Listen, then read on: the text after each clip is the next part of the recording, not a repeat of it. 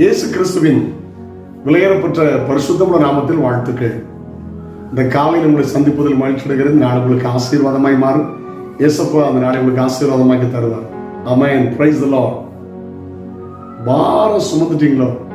ரொம்ப சோர்ந்து போனீங்களோ? பிள்ளைகளை கொடுத்த பாரம், தொழிலை கொடுத்த பாரம், வியாபாரத்தை கொடுத்த பாரம், கடன் பிரச்சனை கொடுத்த பாரம், பாரம் பாரம் பாரம்னு சொல்லி சாப்பிட நேரம் இல்லை, தூங்க நேரம் இல்லை, கடமைகளை செய்ய நேரம் இல்லை, சோர்ந்துச்சிங்களோ?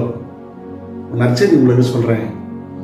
மத்தேயு 11:28 இயேசு கிறிஸ்து நல்ல ஒரு வார்த்தை சொன்னார். வருத்தப்பட்டு பாரம் சுமக்கிறவர்களை நீங்கள் எல்லாரும் என்னிடத்தில் வாருங்கள். யாரா இருந்தாலும் சரி, நீங்க படித்தவர்களோ, பணக்காரர்களோ, ஏழையோ, உயர்ந்தவர்களோ, தாழ்ந்தவர்களோ, வாலிபரோ, வயோதிபரோ, ஆணோ, பெண்ணோ, சிறியவர்களோ, வருத்தப்பட்டு பாரம் சுமக்கிறவர்களை நீங்கள் எல்லாரும் என்னிடத்தில் வாருங்கள், நான் உங்களுக்கு இளைப்பாறுதலை தருவேன். ஐ வில் ரெஸ்ட் யூ ஆண்டவர் சொல்லுகிறார். அது இன்னொரு மொழிபெயர்ப்பில், சுமை சுமந்து சோர்ந்திருப்போரே நீர் என்னிடத்தில் வருவீர். சுமை தாங்க முடியாத சுமை, பாரம் சோர்ந்து போனீங்களோ? அவன் பைபிள வாசிக்கிறதுல, கர்த்தர் மேல் உன் பாரத்தை வைத்து விடு, அவருடைய ஆதரிப்பார், நீதிமானை ஒருபோதும் ஒரு தள்ளாட விட மாட்டார். இந்த தகப்பனார் அன்றைக்கே வேடிக்கையாய் சொன்ன ஒரு சம்பவம் ஞாபகம் வருது. அந்த காலங்களில் பார்த்தீங்கன்னா 2 கிலோமீட்டர் 3 கிலோமீட்டர் அவுட்டரில் கிராமங்களில் தோட்டங்கள் இருக்கும். அதில் தோட்டங்களில் போய் வேலை செஞ்சுட்டு களை பறிச்சுட்டு சாயங்காலம் வரும்போது புல்லு கட்டோடு வருவாங்க. வீட்டில் மாடு கண்ணுக்குட்டி வச்சுருப்பாங்க. அப்போ எல்லார் வீட்லேயும் வண்டி மாடுலாம் இருக்காது. கொஞ்சம் வசதியான நல்ல விவசாயி வீட்டில் நாளை காளை மாடு வண்டிலாம் இருக்கும். ஆண்டவருக்கு தோத்துறோம்.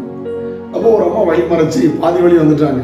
நான் வண்டியில் ஏறட்டுமா அப்படின்னு சொல்லி மறைச்சி அவங்களே ஏற்றிக்கிட்டாங்க. அந்த அம்மா புல்லுக்கட்டோடு ஏறி உட்காந்துட்டாங்க. திடீர்னு வண்டி நிப்பாட்டி போகும்போது, என்ன பரவாயில்லாமல் இளைப்பாறுதல் இருந்துச்சா, என்ன கழுத்து தான் பயங்கர வலி. ஏன்னா அவங்க வண்டியில் ஏறின பிற்பாடும் அந்த பொது அறிவு இல்லாதபடி அந்த நாட்களில் மறுபடியும் புல்லை கட்டத்துக்கு தலையில் வச்சுருந்தாங்க அப்படின்னு சொல்லி ஒரு வேடிக்கையாக ஒரு சொன்ன சம்பவம் ஞாபகம் வருது. இன்னைக்கு அநேகரி தங்கள் பாரத்தை தாங்களே சுமந்து செல்கிறார்கள், இயேசுவிடத்தில் வைக்கிறதில்லை. பாருங்க, ட்ரெயினில் பிரயாணம் பண்ணுறோம், விமானத்தில் பிரயாணம் பண்ணுறோம், பஸ்ஸில் பிரயாணம் பண்ணுறோம், லக்கேஜஸ் கொண்டு போகிறோம். ரொம்ப தூர விமானத்தில் பயணம் பண்ணும்போது 40 கிலோ, ஒரு 7 கிலோ 7 to 10 ஹேண்ட் லக்கேஜ், மற்றபடி 20 கிலோ அப்படி கொண்டு போகிறோம்ல. போகிறோன்னே அந்த இடத்துல வச்சுட்டு ஃப்ரீ ஆகிடும்.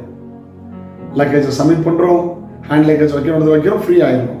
ஏன்னா அதுக்கு சேர்த்து நம்ம பணம் கொடுத்துருக்கோம். கர்த்தருக்கு ஸ்தோத்திரம். அவர் கிரயம் செலுத்தி இருக்கிறார் உங்களுக்காக, எனக்காக. கல்வாரி சிலுவையில் இயேசு இரத்தத்தை சிந்தி கிரயம் செலுத்திருக்கிறார். உங்க பாரத்தை அவர் மேல, இயேசப்பா பாரத்தை உங்க மேல வச்சிருன்னு சொல்லுங்க, அவர் சுமப்பார். நீங்க எளிமையாயிருவீங்க. இயேசப்பான்னு சொல்லுங்க, அவர் நம்புங்க. அவர்கள் கல்வாரி சிலுவையிலே இயேசு வெறும் மரச்சிலுவை சுமக்கவில்லை, உங்கள் துக்கத்தை சுமந்தார். இயேசு வெறும் மரச்சிலுவை சுமக்கவில்லை, உங்கள் அக்கிரமத்தை சுமந்தார், உங்களுடைய சாபத்தை சுமந்தார், உங்கள் வியாதிகளை சுமந்தார். நீங்கள் சுமக்க வேண்டிய அவசியம் இல்லை. அந்த இயேசுவை நம்புங்க, இயேசுவை சார்ந்து கொள்ளுங்கள். நான் உங்களுக்கு ஆசீர்வாதமாக இருக்கும். நாளை உங்களை சந்திக்கிறேன்.